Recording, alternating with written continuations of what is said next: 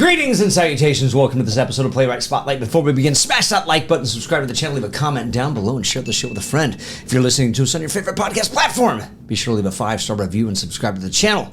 My guest today is a musical playwright, actor, director, musician, and screenwriter. His hit musical Hey Morgan ran the LA circuit at the Attic Theater in January 2011 and made a revival at the Black Dahlia Theater from 2011 through 2012. He's a former English teacher at the prestigious Harvard Westlake Upper School in Los Angeles, California. Ladies and gentlemen, please welcome Isaac Laskin. Nice to be here. Thanks for coming on. I'm sorry it took 5 seasons for you to come on. No, this is great. I'm psyched. So I'm going to start with the rumor. Yeah. And I think I asked you. Okay. And this is, I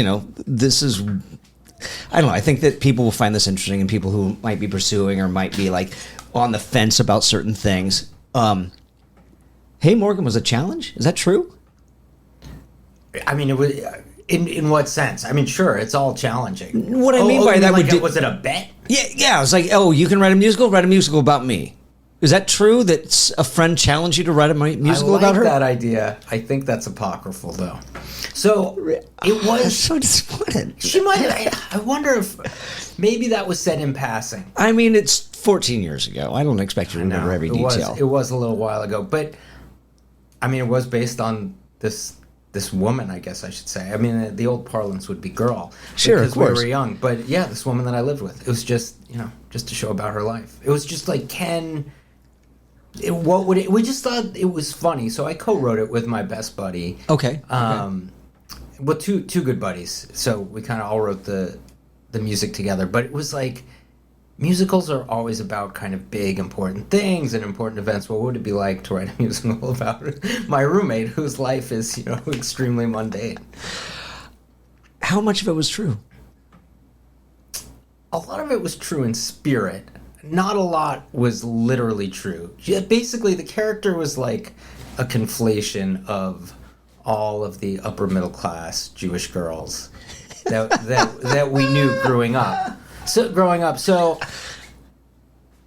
I mean, some of it was true. I mean, I think we had her go to college at Michigan, but the real Morgan went to Penn. But just like... Well, Ohio State sucks. That's all I know. Ohio State sucks. Yeah. So it was all very adjacent to truth. Okay, so... She did date a guy named Joe. Okay, but did they get married? They did not. That's too bad. Okay. Now, obviously, we'll get into this, obviously, because this is a kind of... It's really centered around L.A. So... We'll get into this for those of you that are listening. If you want to, well, we'll delve into whether or not it's available. We'll get to that later. So it's not a true story. So what was the catalyst? Where did this whole thing? So it started. We were like, let's write songs about my roommate. Okay. I mean, so we weren't thinking it would be a musical. I mean, I was in a band at the time. I played music at the time, and one of my buddies, going back to college, we would just write, dumb novelty songs. It was a little bit in the tradition of Tenacious D. Okay, so a little bit vulgar. We tried to write funny songs. We wanted to write catchy, funny songs. And it was like, let's write songs about Morgan. My roommate, her name was Morgan. And we started playing some of those songs out at open mics. Okay. So we had the song Hey Morgan, which... Have a nice time in Miami, yeah. Which we played open mics, and people really liked it. And it's a catchy tune, and I still sing it. I had a dance instructor named Morgan, and I'm like, I can't tell you. I can't give you insight as to why I love what you make me think of. Well, I'm flattered. And again, we'll get into that later, I promise. That you still listen, but yeah, so it was like, let's just write as many songs as we can about her. And we thought maybe we'd make an album or something. And then it was like, well, we have a lot of songs. And we kind of thought about it as, every couple years of her life, sure, merits a new song. And, some stuff some of the stuff was details that we stole from her actual life. Like, she was an assistant at an agency. She did date an aspiring screenwriter named Joe. She went to Harvard Westlake, where I went too. Sure. So it was like super descriptive. And then we were like, well, what if we just like tied this together with something that made it feel a little bit more like a show, so that it's more than just a collection of songs. And that ended up being the narration. I'm trying to remember the name of the camp. Camp Echo. Camp Echo, yeah. Was that part true? That part was not true. Okay. Well, maybe it was, but that was invented for the sake of comedy. Fair enough. Okay. So at what point did you guys decide we wrote these songs, we're doing open mics, that's great, but, like, especially for anybody out there who's, I don't know, I don't want to call it a rock opera or anything like that, but you got this through line. You've written these bunch of songs, and then you can totally turn it into a musical. What was the deciding factor, or what was the catalyst to turn it into an actual musical? I mean, we always loved musicals. Like, I really like musicals. I, used to do musicals in high school growing up, but I was never... I mean, the joke, I'm not a particularly good singer at all. So in order to actually, like, star in a musical, I had to write a musical. And a musical that's like no other musical that exists. Ain't it the truth? But I always really liked musicals, and I think we wanted to get it out there in the world, and we wanted to perform it, and it would have been not lame, but it wouldn't have been as cool to just be like, okay, we're going to play a concert, we're going to play these 10 or 12 songs. So all of a sudden, it was like, well, maybe we can make this something that we can, like, put on. And so we decided to add the narration, and then we also knew we could just find a theater. Like, we rented out a theater space. Sure. And we'll get into self-producing and stuff like that as well, to do the first version. And it's like, it's not too expensive, and then we'd invite our friends, and that's what we thought that would be really fun. Yeah, we talk about that a lot. We talk about the accessibility of not self-producing, but the accessibility of production, and not giving. This comes up a lot in our episodes. Is that stop waiting for somebody else to give you permission of what you want to do, right? And you for as long as we've known each other. You're a testament to that, because again, with my ex Sarah, she wanted to do The Maiden Spirit. It was a play that she's always wanted to do. Right. So why are we waiting to go audition for somebody else to give us permission to have this role, when we can just say, we're going to produce this play, totally, and and I'm going to cast myself in this role. Yeah, it's the same impetus, right? Yeah. And the nice thing about theater in LA, there's a lot of theaters. It's not that expensive. If you want to... Right, there were. Right. Yeah. But, if you want to make your own film, it's going to cost tens of thousands of dollars. But, if you want to put on a play at a small theater, it might cost a couple $1,000. Sure, which is a lot more doable, right? Well, it's not only that it's a lot more doable. You have the opportunity to at least break even. Yeah. When we did Speak No Evil, that cost us $20,000.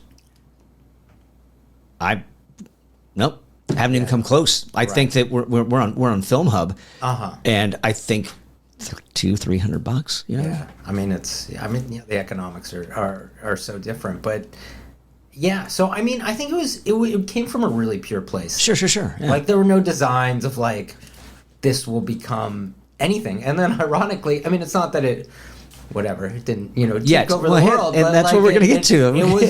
It was so much fun. Well, it was like, I take pride in the simplicity of noir, but I look at Hey Morgan, and it doesn't get any more simple than that, Story-wise, it's so simple. There's basically no story. I disagree. You've got from 18 to 92. Is that what 13 to 32? 13. Well, yeah.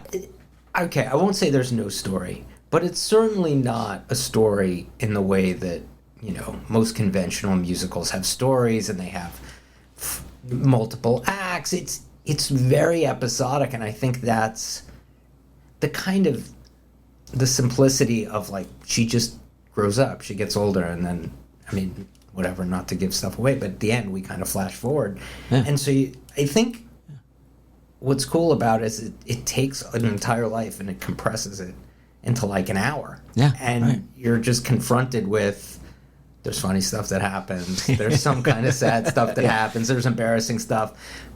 But then, some people found it really, like, moving in a way that I it is never expected. No, even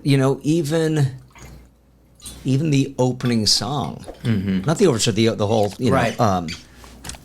It's just, there's something that's heartwarming about it. And there's kind of like, you get a little choked up a little bit, It always, I'll listen to it still today. And it's like, it still gets me, I think it's just the unintended consequence of compressing a life, right? I mean, it's... Sure. Yeah, So do you think that maybe, like, hypothetical, let's say somebody that there's a listener out there that's hearing this and that they're just, I can't do it, and they just kind of overthink something where it's really a lot more simple than one would think. And hypothetically, I mean, from a writing point of view, would you say don't worry about the narrative aspect? Like, write the songs first, figure out what the theme is, the through line, and then add the narration? I want to get into how that narration came about. I don't know. I'm not a musical theater guy as far as writing goes. It's funny because it really was an accident. Like, it was never... I think if we had sat down to be like, we're going to write a musical, I don't know if it quite would have happened. And it certainly wouldn't have turned out... It wouldn't have been the same thing. It was like... Let's write songs about this person because that's compelling to us and fun.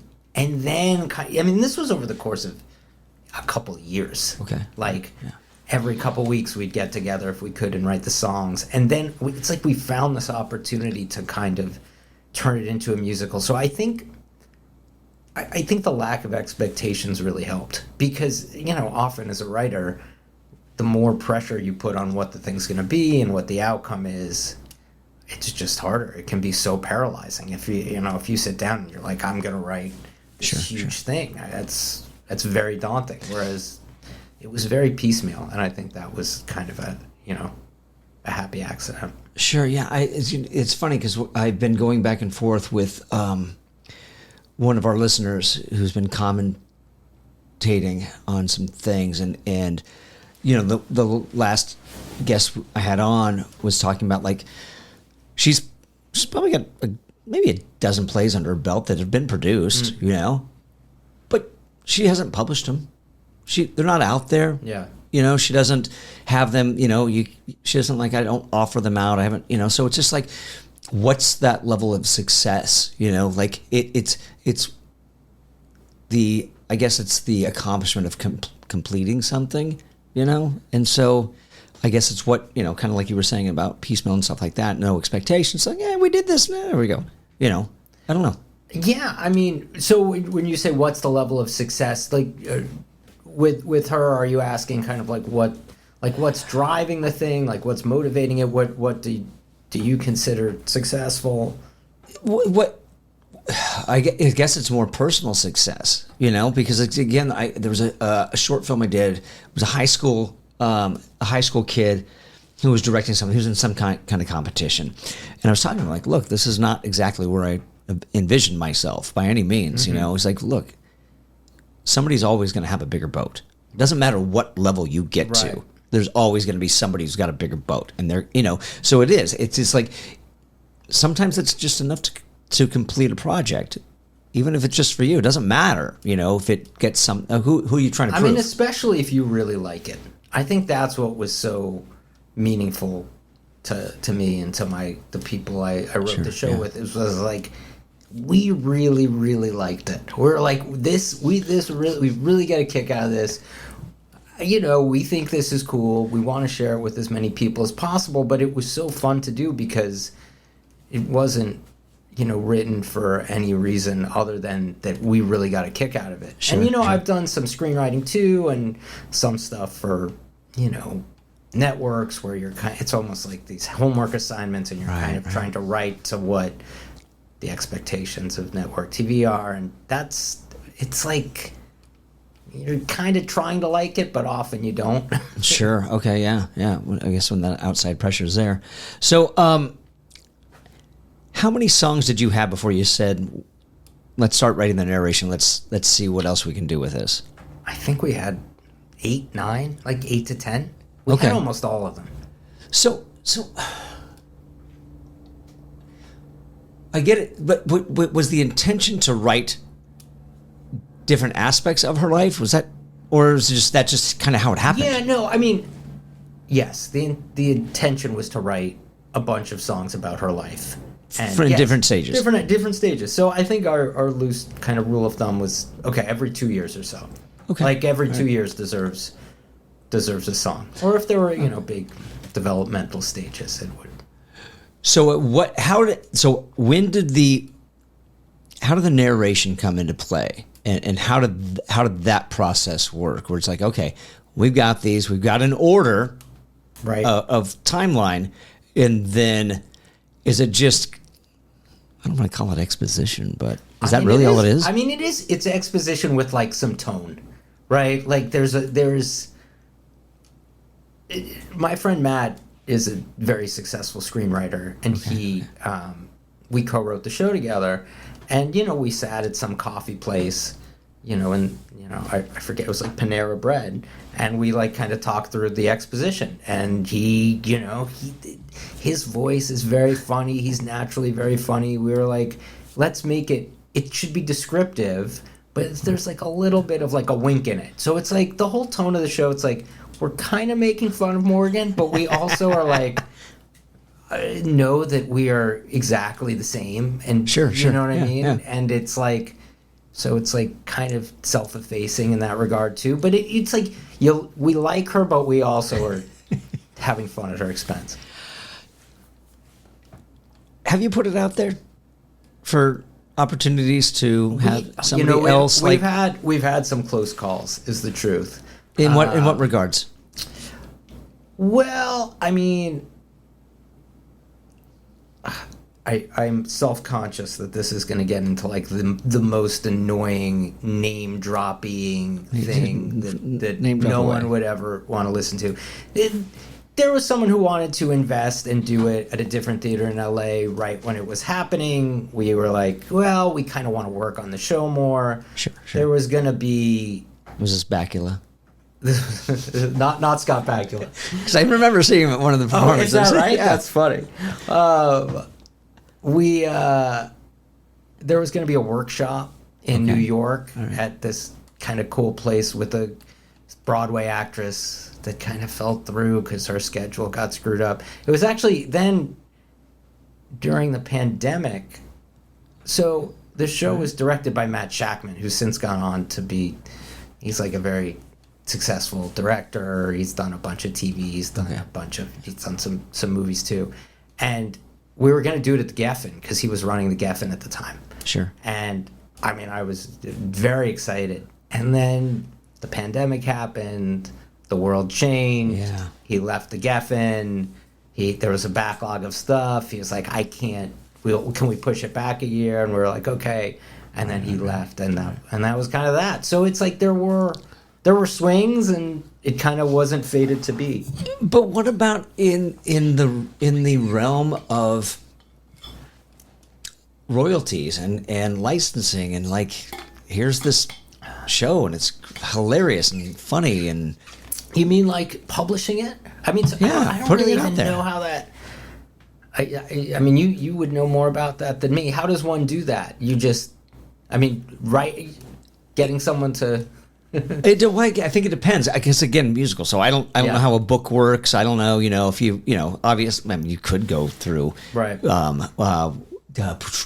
Concord, because they're the ones who do all the things that Samuel French used to do and all the musicals and stuff like that. Right. But I mean, like, and then because trust me, if I could play guitar, I would have taken this. I would have packed up my bags and gone to Sacramento and did a performance there, because that's how much I believe in this musical. It's that I think it's brilliant. So, but I can't play guitar and whatnot. So, so that's what I mean by that. Well, I think part of it too is like it's so specific. I think its specificity is part of its strength, but it's also a limitation, right? Because you're someone in Omaha, Nebraska. No high school in Omaha is going to do this. It's like super vulgar. It's like insanely R-rated. It's kind of inside baseball. It's short. Like it's small. Like, so there's a lot of things. It's its own weird thing. But that's the charm of it, and that's number one. So, and we'll get into the vulgarity and all that stuff in a second. But what I mean by that is like, It is. It is very LA specific, and there's a lot of. I don't want to call them inside jokes. They're not inside jokes by any means. It's just like you have to know LA, but that's no. But for instance, it's no different than swingers, right? You know, the 818, the 3. I don't. There's so many things that happen in swingers that everybody loved across the country about swingers that were, but it was still LA Central. You know what I mean? That's true. You know, swingers is very much like part, you know, from a place. Right. Yeah. But and so there were, you know, only references that, you know, I hated it. You know, you hated swingers. I couldn't stand it. I'm sorry. You know, and I've only seen it once. I'm a big swingers fan. But I will say this. It's also the company that you're in when you watch a comedy. Uh-huh. And what I mean by that is, like, you know, if it's you and one other person, it's a little bit different than sitting in a theater with a room full of people. I think that and that's the, well, no, I can't say that's part of Hey Morgan, because it's not. I can play the soundtrack for somebody and they're just gonna like, oh my God, you know. So, but point being, could you? That was something. Sorry, not to interject. No, I'm really of course. glad, because that's what you don't see a lot. Well, a lot of smaller musicals, they won't just make a soundtrack. Like, we went in, we handed people a CD at the show. Oh, I've got a handful still. Yeah, and I give them away. Yeah, we just gave them away, and that was really fun to do, and Yeah. I think, you know, was a little bit unique, where it's like, oh, you're gonna leave with the actual soundtrack of this show. Yeah. And I want to get into that whole thing as well. Just, you know, for, again, I know there's listeners that, you know, probably have a musical or something like that, and they don't even think of that other, you know what I mean? Yeah, I mean, part of that was I was in bands, and we all had, you know, some experience recording. Sure. So it's like, let's do this in a weekend. So obviously there's a rhythm, there's a pacing. Cadence is not the right word by any means, because again, I don't know musical terminology. But hypothetically, you could feasibly, if somebody wanted to license it, right? Mm-hmm. Could they make it, as long as it fell into the rhythm and the meter, they could feasibly adjust it to the town that they're in, that they live in? I suppose the Grove, so. Yeah, you know, sure. I mean, a lot of that's modular. You could just swap out the names of places and put in, you know, the names of your places. Yeah, that's doable. Yeah. Okay. It would take some work. You'd have to go through a lot of the show. Exactly. Yeah, exactly. That's right. But again, it's like, you know, as long as I think there's still an element of enjoyment. That's really not the right word. Enjoyment, or you're still gonna get a kick out of it, whether or not you know LA or know the inside jokes. There's just a layer. There's layers of it that, you know. Do you think? Do you think you can get away with it today? Oh, that's a good question. Most of it. I mean, I think the central conceit you can get away with. There's some lines in there that would have to, I think, would have to change. I think I'm thinking specifically like Camp Echo. Oh. I don't think Camp Echo would be received as warmly today. That's a good point. I think it's coming around, though. You know, I think there's still. I think you're probably right. I think people are like, this is just disgusting, and this is misogynistic, and yeah. I think it seemed a little cheekier then, and yeah, maybe people would not like that song. I'd be interested to hear the.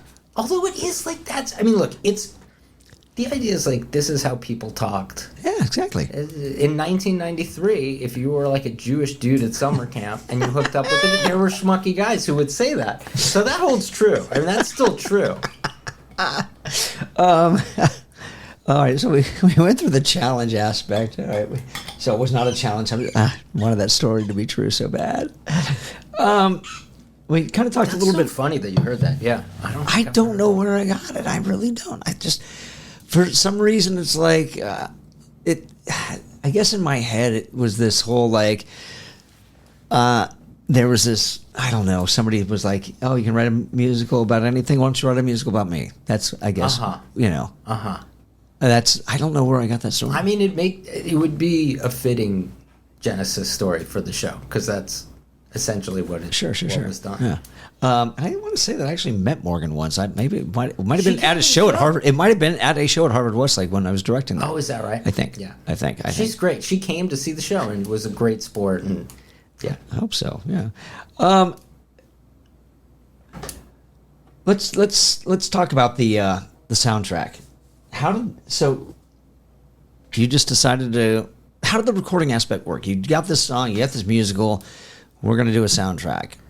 I mean, are you recording in the theater? Like, hey, we're just going to hook up some mics, guys. We're going to record it as if it was a live thing. We went to a recording studio. So we had a band, right? So we had a band who played all the songs. And we rehearsed before we had the actors come in.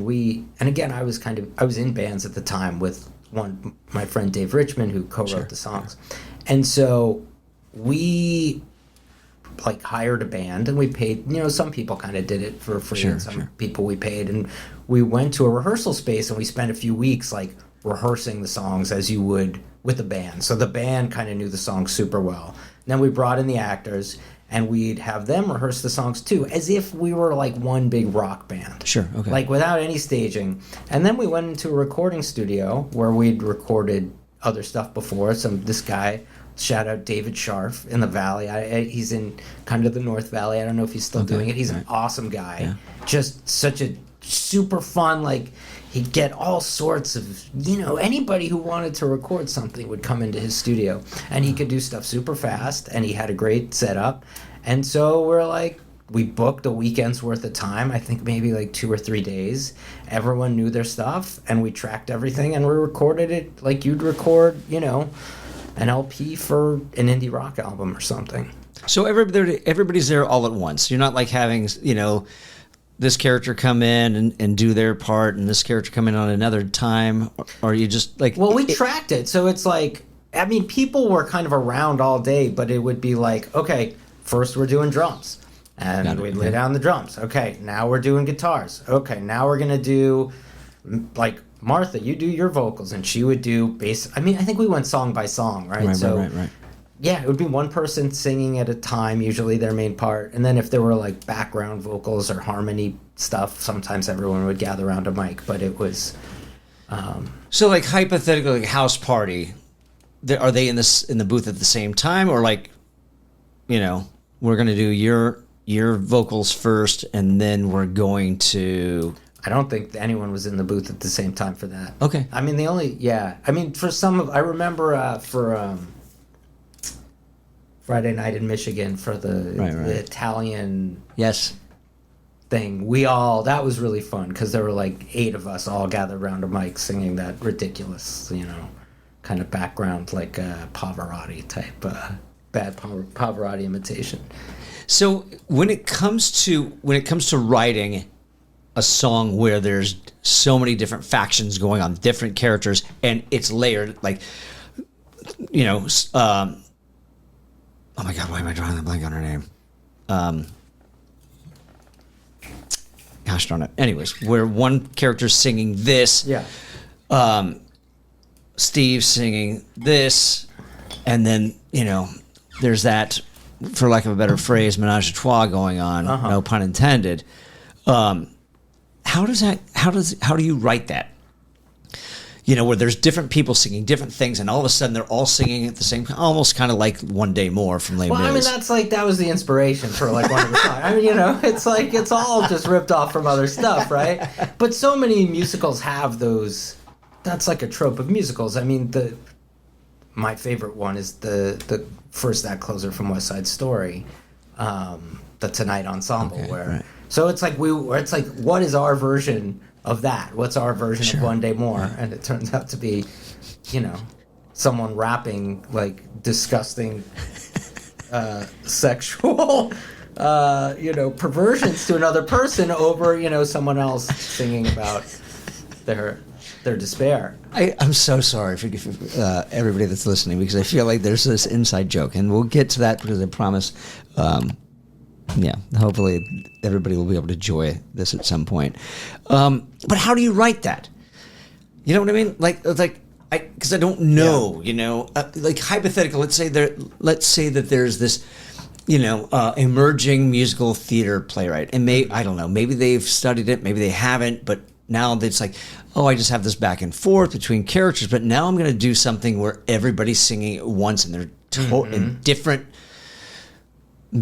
I mean, measures and meters. Look, some back and forth can happen within the melodic structure you have. Sure. You have a melody, and you've got these notes in there, and one person can sing the notes, or one person can sing part of the melodic line, and then another person can take it over. I mean, there's also some chord progression underneath it. So for the layered stuff, it's like, what are different melodies that can be that could work over this chord progression? Okay, this one happens first. Now let's layer in the next one, and you kind of go from there. So, but once you're like familiar enough with the melody, you can imagine it a little bit like dialogue, where one person starts a line and another person finishes it. But what does that look like on the page?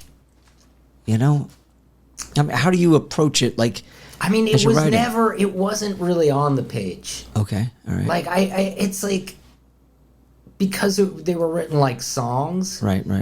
It was just like remembered, and it was written like song lyrics. Do you know what I mean? So it wasn't like, it was never worked on in any kind of playwriting software. So all right, because again, this is not my forte when it comes. So I'm assuming like you've got your measure. Is that what it is? Yeah, and then below that you've got, here's Morgan singing this, and then below that so and so comes in at some point. But we would just record them, because we weren't. Okay. I mean, I can't read music. Like, none of us can read music. So we knew the chords we were playing. Do you know what I mean? Right. So it's like we would write out chord charts, where it's like, okay, here are the chords, and then the lyrics are under the chords. But we would also, just so that we remembered how it would go, we'd just do whatever. We'd record it on our computer so that we could remember it and then teach it to whoever needed to learn it. Interesting.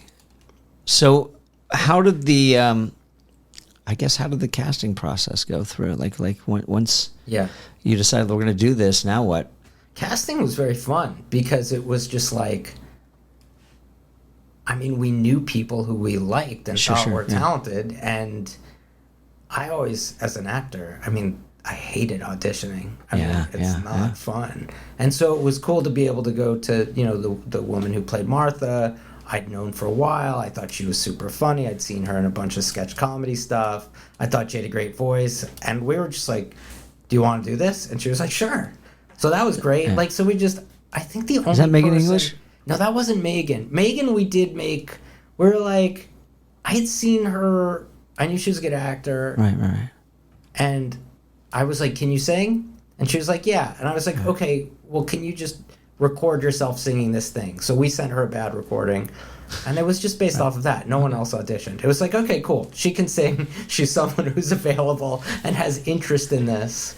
And then we did audition Adam Shapiro. But what's funny is we were going to audition one other person, but we thought he was so good that he left our house. And by the time he got to his car, we're like, dude, you just do it, man. You've got it. And we didn't even audition the other guy. Did Adam do all of them? Did all the performances, or did Adam come in at the Black Dahlia? He did all of them. He did the first thing too. I know I have it in my head that you guys had two different people. I don't know why. I don't think so. No. I mean, it's your show. You would know better than I would. He did all of them, and then again, I got to play the narrator because it's your show. Because I wrote it. Yeah. Availability. Is it out there? Is it on Spotify? Yes, it's on iTunes. I know it's on iTunes. Okay. So yeah, if you just Google "Hey Morgan," "Hey, Morgan," and then it has an exclamation point, you can find it on iTunes. Does it come up right away? You definitely know you got the right one? I think so. I mean, okay, all right. There's the little icon or the poster or whatever. It's blue and pink. And has the silhouette of a girl's face, and I think it's on Spotify too. Okay, all right. I think those are the best plays. And honestly, I mean, if you are interested in checking it out, I think it holds up totally. I agree. Just listening to the songs. You just listen to the songs. It's basically the whole show. You don't. Yeah. It's a lot of the show, at least. Yeah, I agree. You're going to be able to, like, and real quick, just so you know, that's why I was getting to this. So there's a lot of inside, as Isaac would call it, inside baseball, and what well, I don't know, maybe that phrase doesn't apply to this. A lot of references that you will not get, and I will definitely include the links below so you can get it. But I highly recommend it. It's definitely not safe for work. Let's just put it that way. How did you? Let's get into the vulgarity of it. You know, like, did you just like how far behind us is the line that we've crossed? Well, I mean, it's only really the one song that is like, no, it's not off the charts, right? No, Camp Echo's pretty damn. Yeah, okay. You know? Camp Echo's vulgar too. You know, my buddy who I wrote a lot of it with, we used to play songs in college when it was, again, charming and a little bit shocking to be vulgar. Yeah. And we liked, Tenacious D. We liked those old Adam Sandler records. Sure. And we were in our 20s when we wrote it. So we just still thought that was really funny. And that the shock value was an asset. And he, especially my friend Matt, just has no qualms about he can just go for it with the vulgarity in the funniest way, and it's like always cracked me up. And he really owned the Bachelorette rap stuff, right. And it was, I thought it was, I was like, dude, you like, this is your wheelhouse. And yeah.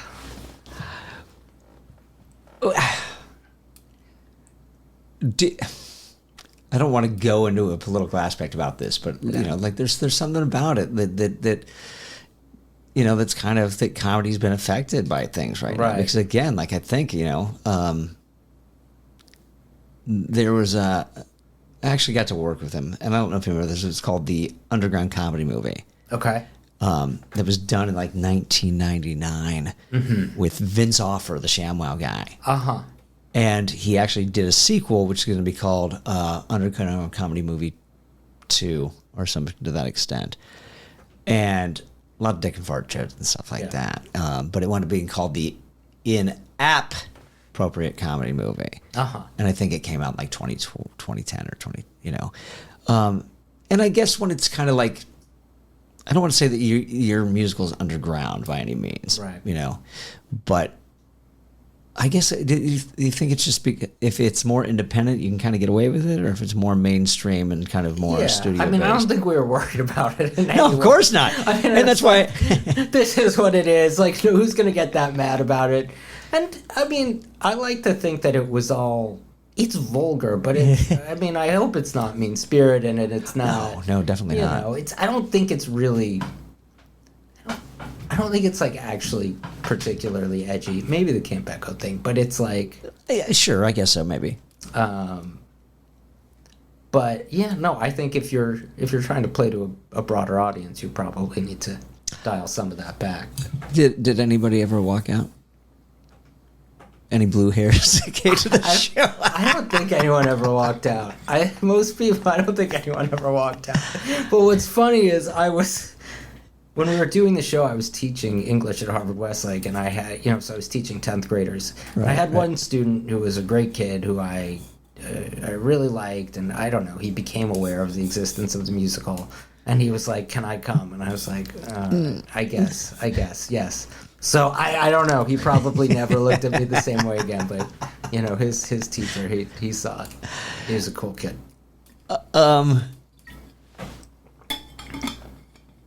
Where was I going to go with this?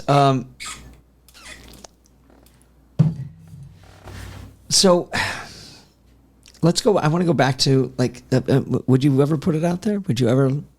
I would. I'm totally open to it. Sure. Like. Yeah, there's no reason not to. There's part of me that is, I don't know how how it fits. You know, it's not Spring Awakening. You know what I mean? It's not one of these things where it's like, it's hard for me to imagine just random people putting it on because it is such a specific thing. Sure. Yeah, if it's, I mean, sure. Like, it probably wouldn't be that much work to just put it into whatever format it needed to be and talk to some folks. Yeah. Have you ever considered putting the narration aspect into the soundtrack? Or do you think that would pull away from it? About that. You know, I mean, the story's there, you get it, but you know, there's certain parts of the narration that it's kind of fun. Yeah, like the dog. Right, I like the dog. I don't know. We haven't thought about that specifically. Right. I think there's a video of it. I think we did it. Oh, really? Yeah, I'd love to see that. There's a DVD of it, but. Did you as an English teacher, because it does cover? Did playwriting ever come into play? No pun intended. When you were teaching English, like writing plays. Yeah, no, for the students. Like, hey guys, we're gonna tackle this semester. We're gonna write plays. Second period's playwriting. Whatever. It was more analyzing plays. We read plays. Sure. So, we read A Streetcar Named Desire, and we read The Crucible, and we'd talk about them. Sure. Kind of in terms of their literary merits. It was very academic, but it wasn't creative writing. I never taught creative writing. But did you mentor? I did. Yeah, I did some mentoring for the 1X. I did. Okay. Yeah. What was your experience of that, as far as coming from a playwright as an English teacher and having an approach to playwriting? I mean, it was so cool. I mean, I was just amazed by how creative these kids were, and like, it's so hard to tackle, especially, I mean, at 15 to try and tackle a play. And look, you could see it a little bit in the finished products. Like, story, I think, was very, very hard for them. And I think story in general is hard, and especially how do you tell a story with like a real beginning, middle, and end that's 15 pages. And I really enjoyed doing it. I enjoyed reading, and it was I mean, it's been a while since you were there. I mean, do you remember how you approached certain things? If there were challenges that some students had, where it's like, look, this is what's missing, or this is what I recommend. This is how I think you should tackle it. Do you remember any instances or any lessons that you learned from that? I think at that age, I tried to be really. I would give my feedback, but I was very deferential to them because it was their play, and so I would say, hey, I wonder if there could be more movement here. What if you tried something like this? But it's kind of totally up to you, because I really didn't want to take any of their autonomy away, and also the joy of it. And it's funny because I think there's this tendency to like, we decide if people are good at stuff really early, but not everyone blossoms into being good at something when they're young. I tried to get into a comedy writing class my sophomore year of college, and it was like, please submit a portfolio of your comedy. I was comedy writing. I was like, what the fuck? What do you mean? I'm 19 years old. I don't have a portfolio. I don't have like whatever funny. I hadn't written for a funny newspaper. I didn't have anything. So I cooked up some little incoherent 10, 15 page screenplay, and I didn't get into class, and I was really wounded by that. Felt really rejected, and I was like, man, I guess I'm not good at this. And it took me years to really kind of get back into writing. And then it's like, I mean, I'm really glad that I did, because I just wanted to take the class to learn how to write.